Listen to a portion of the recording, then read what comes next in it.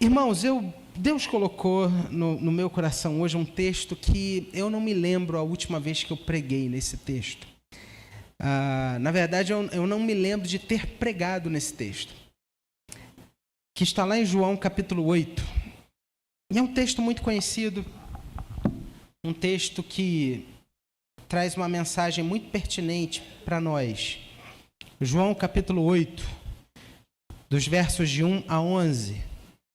E depois também nós vamos ler Oséias capítulo 6, versículo 6. Mas abra aí sua Bíblia em João 8, de 1 a 11. Se você não estiver com a Bíblia, a gente vai projetar aqui. Que diz assim: Jesus, entretanto, foi para o Monte das Oliveiras. De madrugada, voltou novamente para o templo, e todo o povo ia ter com ele, e assentado os ensinava.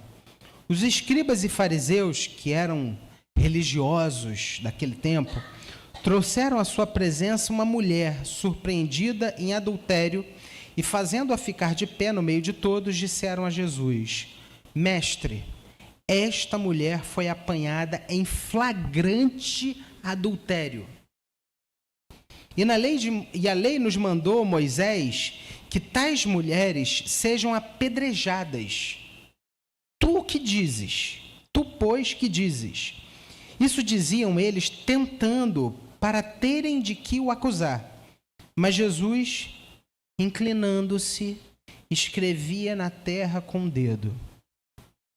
Como insistissem na pergunta, Jesus se levantou e lhes disse: Aquele que dentre vós estiver sem pecado, seja o primeiro que lhe atire a pedra. Que, tornando a inclinar-se, continuou a escrever no chão. Mas, ouvindo eles essa resposta e acusados pela própria consciência, foram se retirando um por um, a começar pelos mais velhos até os últimos, ficando só Jesus e a mulher no meio onde estava. Erguendo-se Jesus e não vendo a ninguém mais, além da mulher, perguntou-lhe: Mulher, onde estão aqueles teus acusadores? Ninguém te condenou? Respondeu ela: Ninguém, Senhor. Então lhe disse Jesus: Nem eu tampouco te condeno. Vai e não peques mais. Vamos lá em Oséias, capítulo 6, versículo 6. Vamos projetar aqui também. Vamos ler todos juntos? Pois misericórdia quero.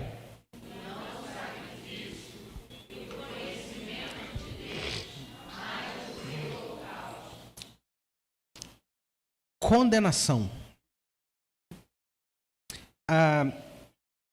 É engraçado porque nós somos ávidos, somos muito sensíveis para perceber o erro do outro, a maldade do outro, o pecado do outro, a falha do outro. Mas temos muita dificuldade, às vezes, em reconhecer o nosso erro, o nosso pecado, a nossa falha. E uma dificuldade ainda maior em admitir o nosso erro e o nosso pecado. Então, são duas coisas. Na verdade, três. Nós somos muito bons em ver o erro do outro. Nós somos ruins em perceber os nossos erros, e nós somos péssimos em admitir as nossas falhas. Consegue perceber essa jornada? Esse texto ele mostra exatamente isso. E é uma história muito interessante, porque Jesus volta de uma noite de oração, e ele chega num lugar, e quando ele chega ali, os religiosos daquele tempo, que se viam ameaçados por Jesus, e esse é o pano de fundo, era mais ou menos assim: quem esse cara pensa que é para ele dizer o que é certo? Nós sabemos o que é certo. Esses eram os fariseus e os escribas, que eram duas linhas da religião judaica daquele tempo. E eles chegam com uma mulher. E, gente, a história é complexa. Esses camaradas, eles não estavam para brincadeira, não. Eles queriam colocar Jesus numa saia justa, numa situação onde Jesus seria colocado ali. A intenção deles era desmascarar Jesus. Por quê? Se Jesus perdoasse e absolvesse a mulher, o que estava acontecendo? Jesus estaria contrário para eles à lei de Moisés. Qual é a lei de Moisés? Vamos lá. São os 5 primeiros livros da Bíblia, né? Quais são? Gênesis, Êxodo, Levítico, Número, Deuteronômio. Ali a gente tem a Torá e a gente tem os 10 mandamentos dentro disso daí, dentro da lei, ok? Então, era mais ou menos o seguinte: se Jesus perdoasse e absolvesse a mulher, ele estaria em oposição à lei de Moisés e contra ele se poderia argumentar que ele estava fomentando as pessoas a cometerem adultério. Mas se Jesus condenasse a mulher à morte, se Jesus falasse assim, não, a lei diz isso mesmo, tem que mandar matar. Se Jesus fizesse isso, ele estaria trazendo para si as atribuições do governo daquele tempo, que era o governo romano, porque os romanos haviam retirado dos judeus o poder de gerir essas leis. Então eles colocaram Jesus assim numa saia justa. Mas isso mostra algo muito pior. Aquela mulher, ela realmente traiu seu marido. Aquela mulher cometeu um pecado. E não somente cometeu um pecado, mas... E aí a história, ela é constrangedora. Porque ela não somente pecou, mas ela foi... Pegaram ela na cama com outro cara. O texto fala sobre isso. Em flagrante adultério. Flagrante adultério é isso. Né? Não é achamos provas, não. Nós vimos. Estava lá. Ela cometeu um pecado passível de morte, de acordo com a lei de Moisés. Se você ler lá em Levítico 20:10, o texto fala sobre isso. Mas no tribunal da sua consciência, ela é condenada. E ela não se defende. Deixa eu dizer uma coisa aqui muito séria para você. Às vezes eu lido com situações muito difíceis, complexas, de pessoas que cometeram pecados. E aí entenda, não existe pecadinho e pecadão. Pecado é a transgressão do mandamento de Deus. O que existem são consequências diferentes de pecado. Só que todo pecado, ele é visto por Deus de uma maneira muito ruim. Porque é como que se nós disséssemos, não, eu não quero saber de Deus, eu sou o meu Senhor. E aqui nesse texto, essa mulher comete um pecado, ela se afasta da lei de Deus, ela traz para si um senhorio, ela é pega em um flagrante adultério. E o pior, ela encontra homens malvados, porque os acusadores, eles eram ruins. E aí deixa eu te explicar uma coisa, como eu estava falando. Às vezes, eu encontro pessoas, eu lido com problemas, pessoas que pecaram. Existem duas coisas que são muito claras. Primeiro, as pessoas que reconhecem o pecado. Eu pequei. Mas que nitidamente elas não estão arrependidas. Existem pessoas que pecaram e que estão totalmente arrependidas. E isso denota, isso mostra o tipo de tratamento que se dá a diferentes situações. Por exemplo, você que é mãe, seu filho chega em casa e fala, mãe, tirei 3 na prova. Mas eu errei, mãe, eu não estudei, eu vacilei, eu fiquei mais preocupado com isso, com aquilo outro. Essa criança cometeu um erro, mas você percebe nela uma intenção verdadeira de mudar. Não a partir de um castigo, de uma oposição, mas é algo que brotou aqui dentro dela. Ela está arrependida. Agora, existem e aí eu vou usar uma argumentação que eu era bom.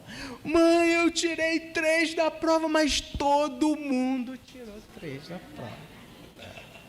Tirei a culpa de mim, me isentei, né? E demonstrei não estar nem um pouco arrependido com a nota ruim que eu tirei. Consegue entender?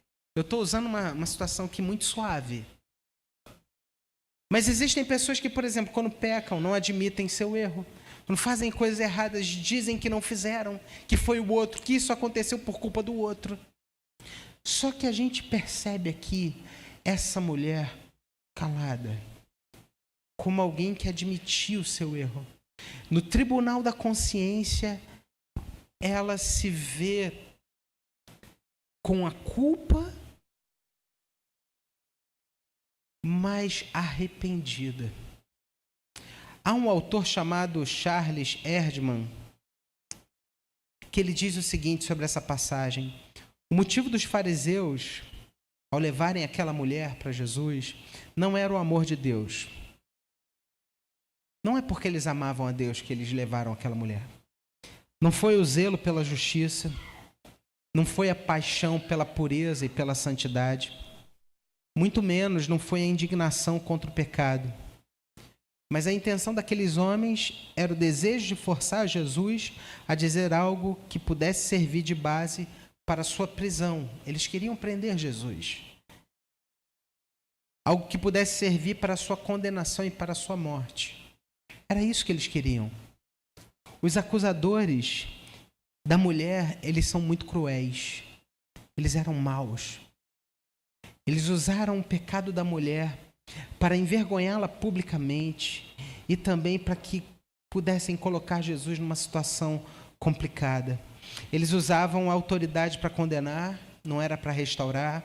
Eles não se importavam com a mulher, não se importavam com a sua família. Eles não estavam nem um pouco preocupados se o casamento daquela mulher seria restaurado ou não. Não. Eles não estavam preocupados se aquela mulher tinha filhos e o que seria da sua vida. Não.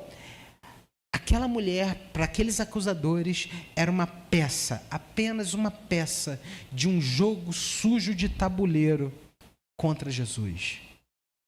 Só que, por outro lado, o texto, ao contrário da intenção daqueles religiosos, o texto demonstra e exalta a misericórdia de Jesus. Porque entenda, Jesus é misericordioso. Jesus é amoroso. Jesus jamais tratou uma pessoa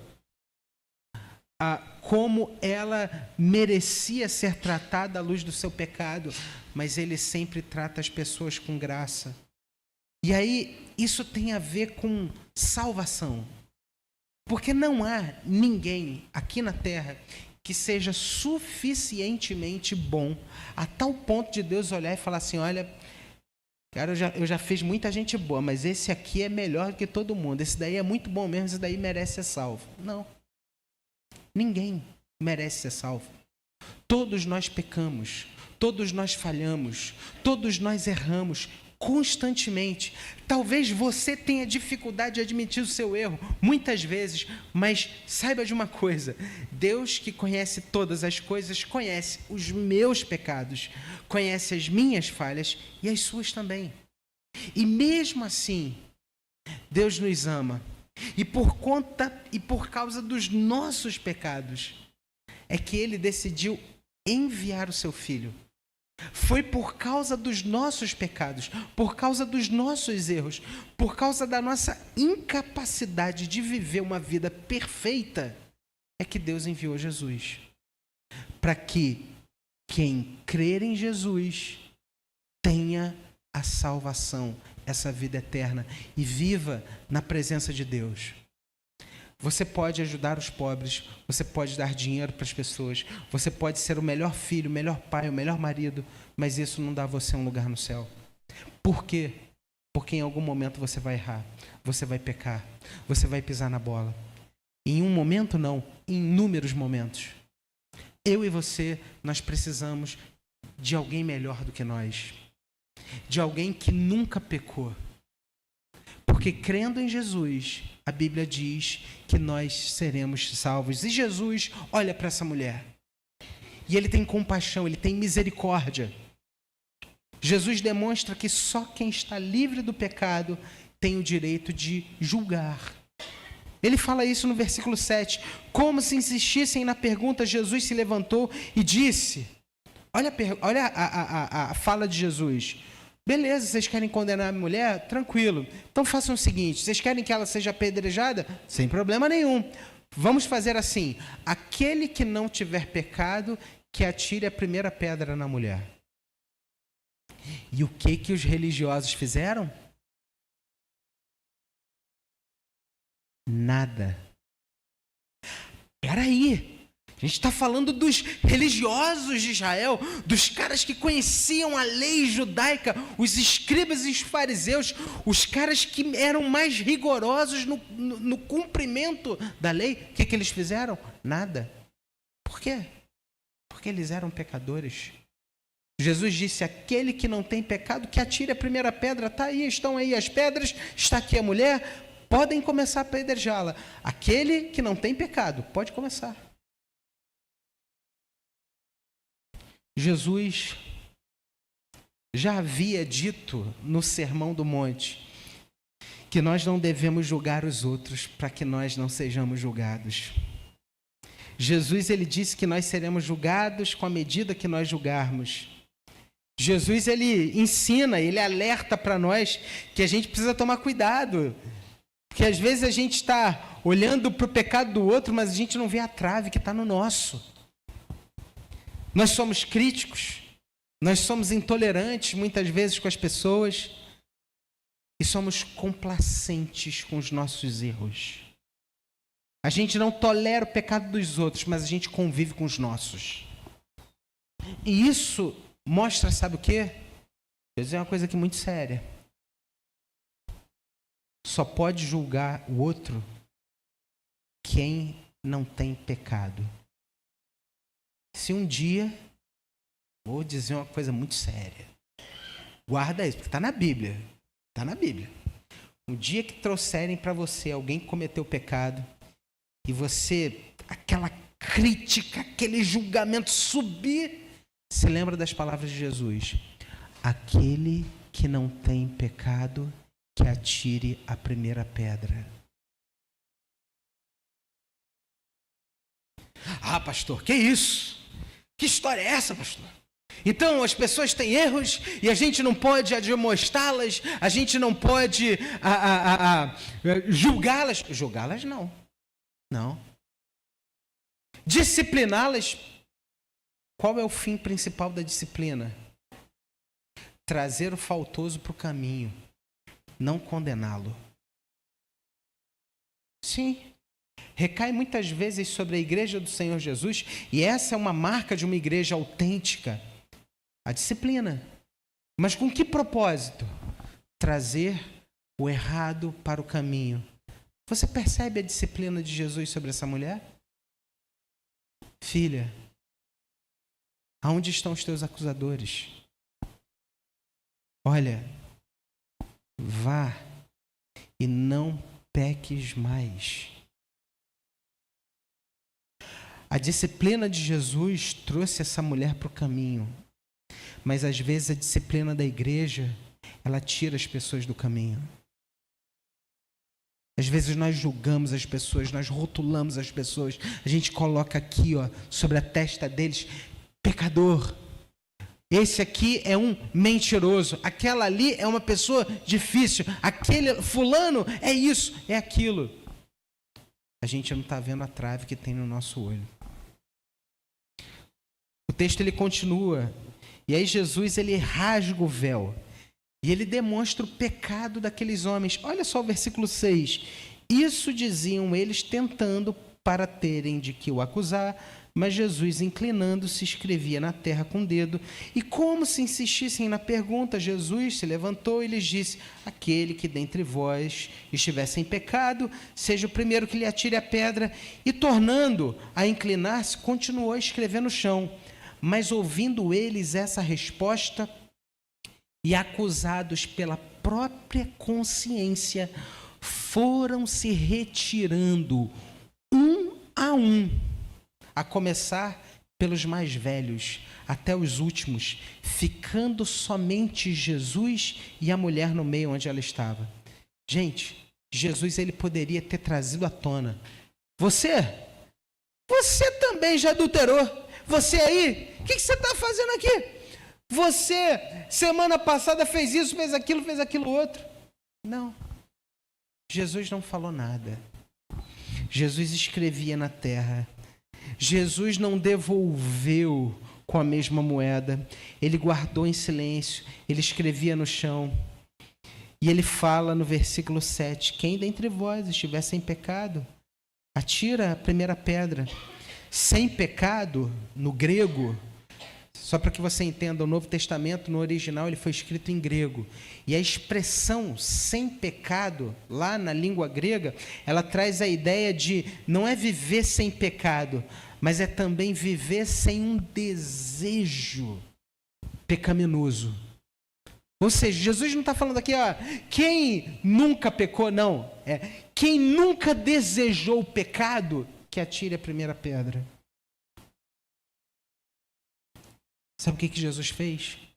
Jesus, ele tocou naquele ponto do coração, no ponto central. Aqueles homens, eles tinham uma raiva, eles nutriam um ódio por aquela mulher e por Jesus. Aqueles homens queriam matar Jesus, pecaram. É interessante o versículo 10 e 11, porque aquela mulher, ela estava quebrada. Gente, aquela mulher, ela estava passando pela maior humilhação da vida dela. Publicamente, diante dos líderes do seu tempo e diante do Salvador. Aquela mulher, eu não consigo imaginar a vergonha que ela sentia. Jesus, ele não queria pisar naquela mulher que já estava destruída. Jesus, ele jamais quer pisar naquela cana quebrada. Jesus não trata assim as pessoas, muito pelo contrário. Os versículos 10 e 11 diz assim: erguendo-se Jesus e não vendo ninguém além da mulher, perguntou à mulher: mulher, cadê? Onde estão os teus acusadores? Ninguém te condenou? E ela responde: ninguém, Senhor. Aquela mulher fica abismada. E aí Jesus diz para ela: nem eu te condeno. Eu também não te condeno. Vai e não peques mais. Jesus, ele valoriza a lei. Jesus, ele expõe a gravidade do pecado, mas ele ama o pecador, para que ele possa ser restaurado. Essa é a verdade do Evangelho.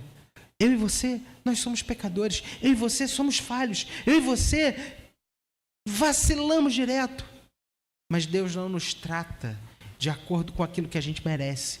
Porque se Deus nos tratasse a partir daquilo que a gente merece, nós teríamos sobre nós a ira de Deus. Mas não, Deus é amor.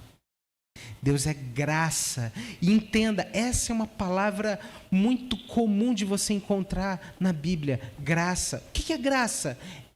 É ter algo que você não merece ter. Graça. O Evangelho da graça. A mensagem de salvação para aqueles que não merecem ser salvos. Graça. A graça não é somente para aqueles que não conhecem a Jesus, mas são para aqueles que conhecem a Jesus também. Eu e você, que já fomos batizados, Nós precisamos entender a mensagem da graça todos os dias. Sabe por quê? Porque no nosso coração, nós nos esquecemos da graça com facilidade. A gente se esquece que Deus nos ama por conta do simples fato dele decidir nos amar. E a gente volta para o mérito particular. Não, eu preciso fazer coisas para Deus, eu preciso exercitar, eu preciso exercer coisas maravilhosas, porque se eu não fizer isso, Deus não vai me amar. Eu preciso ser reconhecido, eu preciso ser uma pessoa boa, eu preciso ser alguém notável, eu preciso de tapinhas nas costas. Não, porque o meu ministério, não, porque a minha não sei o quê. Ei, você não precisa de nada disso. Eu vou explicar para você.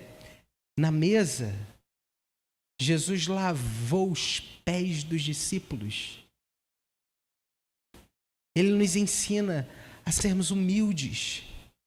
Nós podemos servir as pessoas, nós podemos admitir os nossos erros, nós podemos confessar os nossos pecados, porque não é o fato de nós sermos bons que vai atrair o olhar de Deus, mas não. Foi justamente os nossos pecados que fizeram Deus olhar para nós. Deus reconheceu, Deus viu que nós não podíamos nos salvar e Ele decidiu nos amar. E quando nós cremos em Jesus, a palavra que Ele fala para mim e para você é essa que Ele fez para a mulher: vai e não peques mais. Em outras palavras, vá e viva agora comigo, para mim, me siga, compreenda o meu amor, a minha graça, o quanto eu te amo e o quanto eu tenho, o quanto eu quero o seu bem. Vai e não peques mais. É muito comum a gente achar que, e eu vejo isso em muitas pessoas, que o Filho de Deus, aquele que crê em Jesus, é alguém que não peca, que não erra. Não, nós pecamos, nós erramos, nós vacilamos.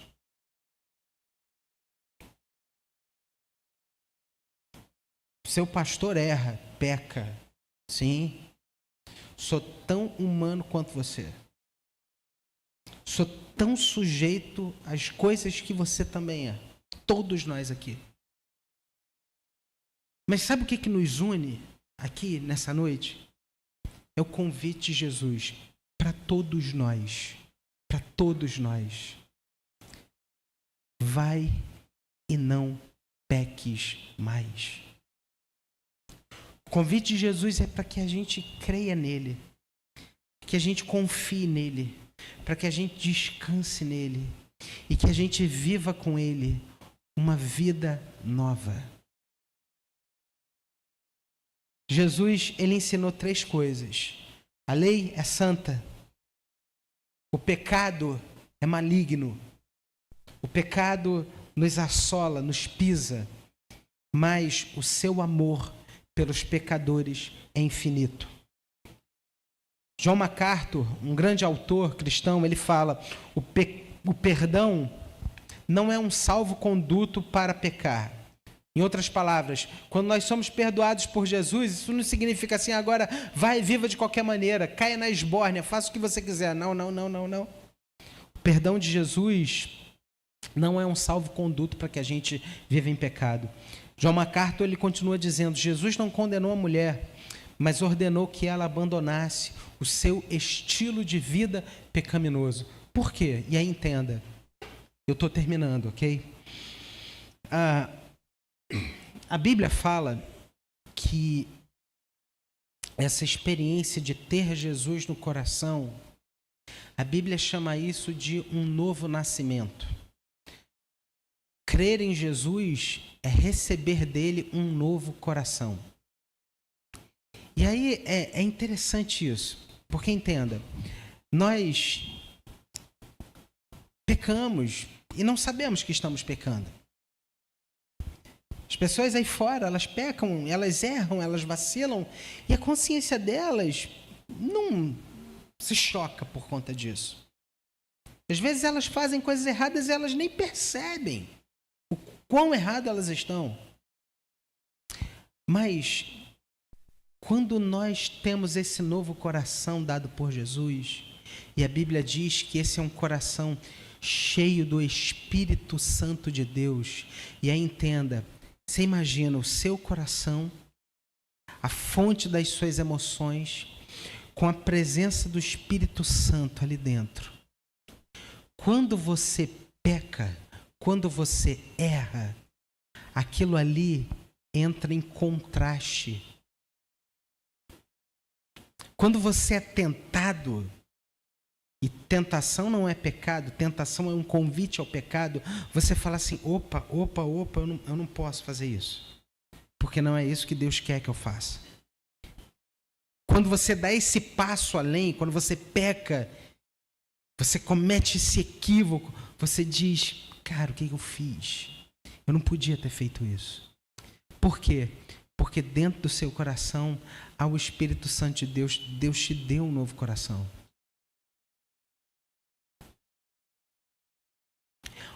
Guarda o que eu vou falar. Uma pessoa que tem um novo coração dado por Jesus, ele jamais vai dizer assim, sou salvo, tenho um novo coração, quer saber? Vou pecar. Não. Mas quem crê em Jesus entende que a melhor coisa que existe é viver para agradar a Deus. Deus quer a sua infelicidade? Não, muito pelo contrário. Deus quer que você viva uma vida plena, cheia dele. E que você viva os planos e propósitos que ele tem para você. Mas os nossos pecados, os nossos erros sempre vão tentar nos puxar para longe. Para nós concluirmos, esse texto ele traz para nós 3 lições. Primeiro, uma lição de misericórdia e perdão. Jesus perdoa a mulher, aquela mulher pecadora, apesar da acusação dos seus acusadores. E isso lembra para mim e a você da importância do perdão e da misericórdia do Evangelho. Eu e você somos falhos, eu e você somos pecadores, mas Deus decidiu nos amar. Ele teve misericórdia comigo e com você. Ele nos perdoou. Você que crê em Jesus, você que diz, eu creio em Jesus, você pode ter a certeza que a culpa que você tinha foi lançada no mar do esquecimento. Em segundo lugar, o pecado e a nossa consciência. Quando Jesus falou, aquele que dentre vós está sem pecado, seja o primeiro que atire a pedra, Jesus ele está falando aqui da consciência de cada pessoa, de cada indivíduo em relação ao pecado. Isso nos lembra que ao invés de nós julgarmos os outros, nós devemos olhar para o nosso coração e reconhecer as nossas falhas, as nossas faltas. E nos lembrar sempre que nós temos um Salvador. Você que tem errado, você que tem vacilado, Jesus ele não está alijando você. Jesus ele não está dizendo, eu não quero mais saber de você. Não. Você tem um Salvador. Jesus ama você. Jesus está te chamando para perto dele. Por isso, não julgue os outros, mas lembre-se que você é amado. Em terceiro e último lugar, o texto ele apresenta para nós um chamado a uma transformação. Qual é a palavra de Jesus para aquela mulher? Vai e não peques mais. Vá e viva uma nova vida. Não a partir do seu esforço pessoal. Porque o nosso esforço pessoal não pode produzir uma santificação. O que produz a santificação é a ação do Espírito no nosso coração. Um coração cheio do Espírito Santo, guiado pelo Espírito Santo, é um coração de alguém que busca as coisas do alto. Jesus está dizendo para a mulher, vai e não peques mais. Você quer ter um coração cheio do Espírito Santo? Você quer ter um novo coração? Deixa eu dizer uma coisa para você. Você não precisa de um show de fogos, de artifício. Você não precisa que um anjo caia do céu no meio da madrugada e fique ali nos pés da sua cama. Sabe o que você precisa? Olha aqui para mim, porque eu estou terminando. Sabe o que você precisa para ter um novo nascimento, à luz do que a Bíblia nos ensina? Dizer de coração: eu creio em Jesus como meu Salvador. Eu creio que Jesus é o Filho de Deus que tira o pecado do mundo. Eu quero conhecer a Jesus. Ninguém pode dizer isso de coração se o Espírito Santo de Deus não estiver agindo nessa vida. Se você quer conhecer a Jesus, saiba de uma coisa: Jesus está mais interessado em você do que você possa imaginar. Sua vida não é obra do acaso. Sua vida é uma obra de Deus. E Deus está te convidando hoje a uma nova vida, a um novo começo, a uma nova história. Para você que tem convivido com pessoas difíceis, pare de olhar para o erro dos outros. Olhe para os seus próprios erros. Para você que se reconhece como alguém que peca, alguém que comete equívocos, saiba, você tem um Salvador. Deus ama você a tal ponto de enviar Jesus, seu único filho, para morrer na cruz em nosso lugar. Eu quero orar com você. Quero que a gente possa ter um momento de oração nesse momento. Abra o seu coração diante de Deus. Fale com o Senhor do seu pecado. Fale com o Senhor do quanto você precisa dele, do quanto você quer conhecê-lo. Abra o seu coração para o Senhor nessa hora. Pai, em nome de Jesus, vem trabalhar, vem lapidar o nosso coração. Vem fortalecer a nossa fé. Faça a tua obra na nossa vida. Senhor, nós não queremos mais viver para julgar, mas nós queremos viver para amar. Nós queremos que a nossa vida seja uma expressão viva da misericórdia e do amor do Senhor. Nos ensina, Pai, a sermos misericordiosos, a tratar os outros com misericórdia e amar como Jesus nos amou. Nos dá um coração assim. Coloca essa amabilidade, esse senso de perdão. Nos dá um coração perdoador, Pai. Nos dá um coração pacificador. Senhor, nós queremos que aonde quer que o Senhor nos leve, aonde quer que o Senhor nos coloque, que a tua paz esteja ali. Enche, Senhor, o nosso coração com a tua paz. Que esse bom perfume de Cristo possa estar presente por onde quer que nós passemos. E se há, Senhor, alguém aqui nessa noite dizendo: eu quero conhecer esse Jesus, que o teu Espírito Santo leve essa pessoa a conhecer a Jesus e ter uma nova vida. É a nossa oração. Em nome de Jesus, faça a tua obra em nós. Em nome de Jesus. Amém.